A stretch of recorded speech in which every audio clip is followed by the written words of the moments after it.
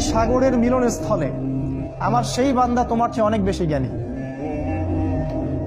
মুসা আলাইহিস সালাম এটা শোনা মাত্রই ওই বান্দার সাথে দেখা করার জন্য উদ্গ্রীব হয়ে উঠলেন। তিনি আল্লাহকে বললেন, আমি তার সাথে দেখা করতে চাই।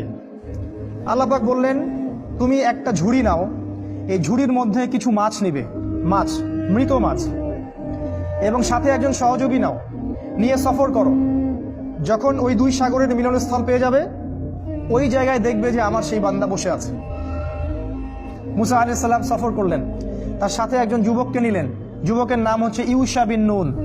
একটা ঝুড়ি নিলেন, সেখানে মাছ রাখলেন। এবার তিনি সফর করা শুরু করলেন। তিনি বলছেন, আমি সফর করতেই থাকবো, যদি আমাকে যুগ যুগ ধরেও চলতে হয়। সফর করতে শুরু করলেন।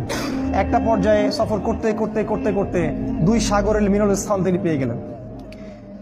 সেখানে তারা রেস্ট করলেন, বিশ্রাম নিলেন। এই বিশ্রাম নেওয়ার সময় এই যে মৃত মাছগুলো ছিল,